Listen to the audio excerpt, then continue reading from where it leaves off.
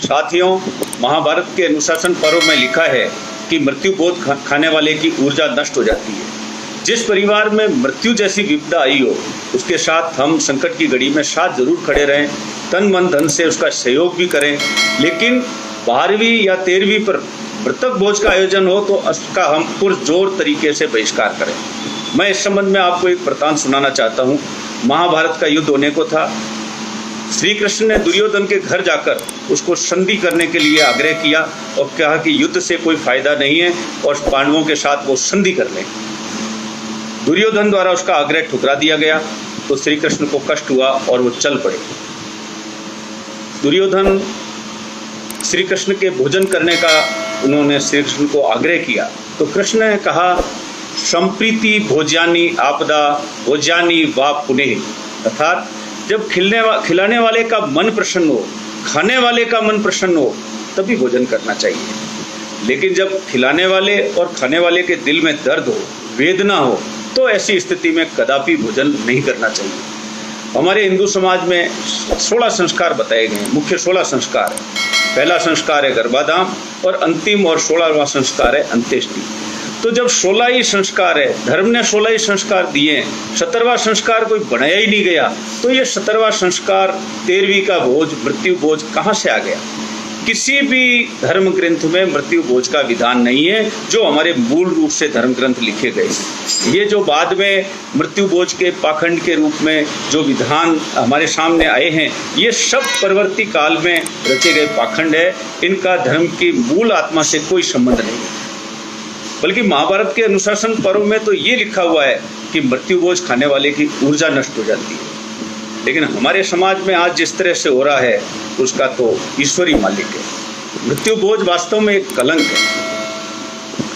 जैसे पिताजी की मौत हो जाती है, गांव के पंच मिलके जबरदस्ती ऐसे गरीब परिवारों को भी मृत्यु भोज करवा देते हैं जहां पर मृतक व्यक्ति के परिवार वाले गहने बेचकर पंच लोगों और गांवों से अपनी इज्जत आबरू बचाने के लिए मृत्यु भोज पर खर्च करते हैं।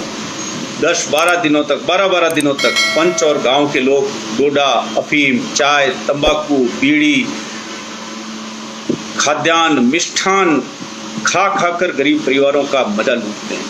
अब आप ही सोचिए, जिस परिवार का सदस्य दिन भर खून पसीने की कमाई करके केवल 2 वक्त की रोटी जुटा पाता है, अब वो मृत्यु भोज के कर्ज से कितना दब गया होगा।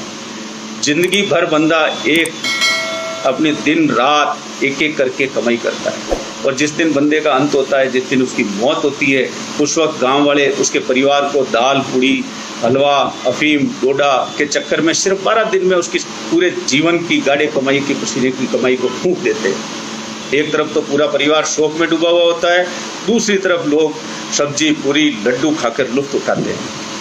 मेरा मानना है कि मृत्यु भोज और ऐसे पंच लोगों का पूर्णतया बहिष्कार होना चाहिए। मृत्यु भोज और ऐसे पंच जो मृत्यु भोज को प्रोत्साहित देते हैं, वो समाज के लिए विस्फोटक कलंक है। एक तरफ तो परिवार में गम का माहौल, दूसरी तरफ तथाकथित पाखंडी धारणाओं के आधार पर समाज मृत्यु भोज के लिए दबाव डालता है। ये हमारी कैसी मानसिकता का द्योतक है। भोज तो खुशी और उल्लास के समय करना शोभा देता है, न कि मृत्यु के समय। जिस भोजन बनाने का कृत्य रो रो कर हो रहा हो, जिसकी लकड़ी फाटी जाती हो, लकड़ी फाड़ी जाती हो तो रोकर, आटा गूंथा जाता हो तो रोकर, पूड़ी बनाई जाती है तो रोकर, यानी कि ऐसे भोज का हर कृत्य आंसुओं से भीगा हुआ होता है।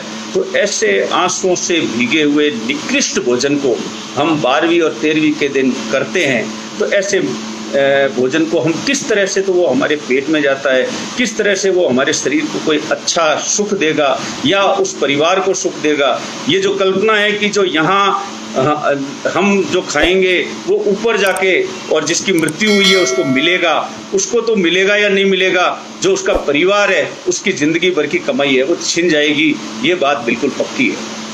इसलिए मेरा ये मानना है कि हमें 12वीं और 13वीं का जो मृत्यु भोज का है उसका पूर्ण रूप से बहिष्कार करके और समाज को एक सही दिशा देनी चाहिए। हम कम से कम जानवरों से तो सीखें। जानवर का कोई साथी बिछुड़ जाता है तो वो उस दिन चारा नहीं खाता है, और जबकि हम कहते हैं कि हम 84 लाख योनियों में श्रेष्ठ मानव, 84 लाख योनियों में जाके मनुष्य जीवन मिलता है, ये कहा जाता है। और उसको मानव जीवन को सबसे श्रेष्ठ कहा जाता है, तो ऐसा श्रेष्ठ मानव जब जानवर भी अपने साथी के जाने के बाद में कुछ नहीं खाता और हम जवान आदमी की मृत्यु पर हलवा पूड़ी पकवान खाकर शोक मनाने का ढोंग रचते हैं, इससे बढ़कर मेरे मानना है कि कोई भी दूसरा निंदनीय कृत्य नहीं हो सकता। यदि आप सब मेरी बात से सहमत हैं तो हम सब आज से संकल्प लें कि हम किसी की भी मृत्यु भोज में नहीं जाएंगे, मृत्यु भोज को ग्रहण नहीं करेंगे और मृत्यु भोज को रोकने का हर संभव प्रयास करेंगे। जब हम स्वयं ये संकल्प लेंगे, समाज के जिम्मेदार लोग ये संपर्क लेंगे, समाज के जिम्मेदार लोग ऐसा संकल्प करेंगे, तब मेरा मानना है कि ये प्रथा धीरे धीरे एक दिन, ये प्रथा ही नहीं, ये कुप्रथा है, वो हमारे इस प्रयास से एक दिन अवश्य ही पूर्ण रूप से बंद हो जाएगी। मृत्यु भोज समाज में फैली हुई एक ऐसी कुरीति है जो समाज के लिए अभिशाप है। सभ्य समाज में कुरीतियों का कोई स्थान नहीं है। हमारे समाज सुधारक, सरकारी कानून, शिक्षा का प्रसार, इससे हमारी कई कुरीतियां तो समाज से दूर हो गई है, किंतु फिर भी ये मृत्यु भोज जैसी कुरीतियां जो है वो अभी भी प्रचलित है। और प्रचलित क्यों है कि हम जो सामाजिक मंच से नैतिकता की बातें करते हैं उसको व्यवहार में हमारे खुद के जीवन में अपनाते नहीं। व्यवहार में ये देखना को मिलता है कि सामाजिक मंच से तो नैतिक बातें होती है और व्यवहारिक बात में दूसरा रूप देखने को मिलता है, और इन चीज़ों को सामाजिक प्रतिष्ठा मान लिया गया है।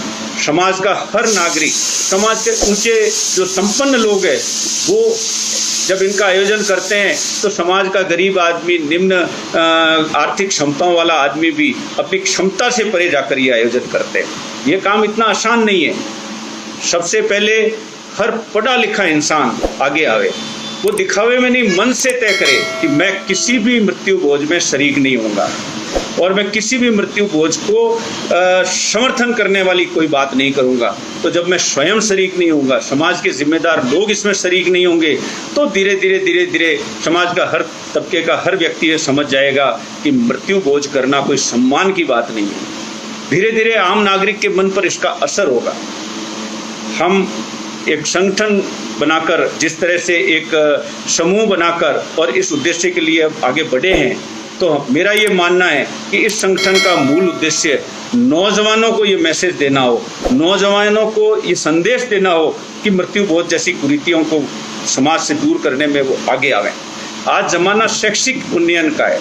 गरीबों के पास, गरीब परिवारों के पास जो पैसा बचा है, उनकी गाड़े पसीने की कमाई है, वो अपने बच्चों की शिक्षा में लगाएं, उनको अच्छे से अच्छे संस्कार देवें, अच्छे से अच्छे शैक्षणिक संस्थाओं में पढ़ावें। तब उस पैसे का, और जो बुजुर्ग या चले गए हैं या युवा जो चले गए हैं, उन्होंने अपने जीवन में जो संकल्प किए थे, जो सपने बुने थे, उन सपनों को पूरा करने का श्रेष्ठ तरीका, सबसे अच्छा तरीका यही है कि हम मृत्यु भोज जैसी कुरीतियाँ उसमें समाज से दूर करें और समाज के सबसे जिम्मेदार लोग इसमें सबसे आगे आए। आज कोरोना का काल चल रहा है। इस बदलते हुए परिवेश में समाज के मूलभूत ढांचे में इतने बदलाव आ गए हैं कि अब हमें भी सोचना होगा कि अब हमारा क्या प्रयास होने चाहिए, हमारे क्या ऐसे तरीके होने चाहिए कि हम बदलते हुए सामाजिक परिवेश में हमारी बुराइयों से, हमारी सामाजिक बुराइयों से हम दूर रहें।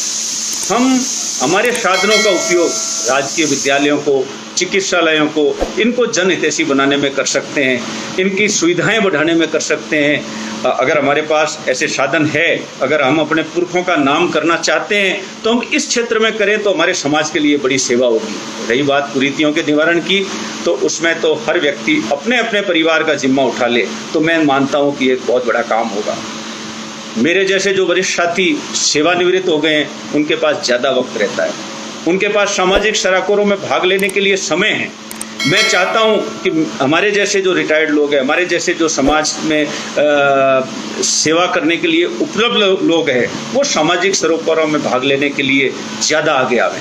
वो लोगों में सकारात्मक जागरूकता पैदा करें जिससे लोग मन से तैयार हों। इसके लिए ज़रूरी है कि वो खुद इन बातों का पालन करें। जब मैं पालन करूंगा तभी मैं दूसरे को पालन करने के लिए कह सकता हूं, वरना तो बात यही हो जाएगी कि आप गुरुजी तो बैंगन खावें और दूसरों ने उपदेश बता दें। मेरा मानना है कि चैरिटी बिगिंस एट होम। यह भी सही है कि इतना आसान नहीं है, किंतु ये असंभव भी नहीं है। जब हमारे साधन पवित्र होंगे तो साध्य भी पवित्र होंगे। समाज की सबसे दर्दनाक कुरीति से पीछा छुड़ाने के लिए हमारे इस आधिकारिक मंच को पहल करके आगे बढ़ना चाहिए। और अपना ही समाज नहीं, हमें सभी समाजों को इस बात के लिए जागरूक करना चाहिए कि यह कुरीति सभ्य समाज के लिए विनाशकारी है। अगर ऐसा करने में हम सफल हो गए तो यह समाज के लिए बहुत बड़ा उपकार और कल्याणकारी होगा। अंत में मैं पुनः समाज के समर्थ लोगों से यह अपील करना चाहूँगा और मैं ये घोषणा भी करता हूँ कि मैं स्वयं किसी भी मृत्यु भोज में शामिल नहीं होऊंगा। और मैं ये अपेक्षा भी करता हूँ समाज के समर्थ लोगों से, समाज के जिम्मेदार लोगों से, कि वो स्वयं ये घोषणा करें कि वो किसी भी मृत्यु भोज में स्वयं शामिल नहीं होंगे, न तो ऐसे मृत्यु भोज के किसी कार्यक्रम में जाएंगे, न ऐसे किसी मृत्यु भोज के कार्यक्रम में भोजन ग्रहण करेंगे। हम जब जिम्मेदार लोग इस संबंध में आगे आएंगे तो मेरा यह मानना है कि समाज निश्चित रूप से हमारे साथ आगे आएगा और हम समाज को इस बात के लिए सम्मत करने में कामयाब होंगे कि समाज से ये मृत्यु भोज जैसा अभिशाप हमेशा हमेशा के लिए समाप्त हो जाए। एक बार पुनः धन्यवाद।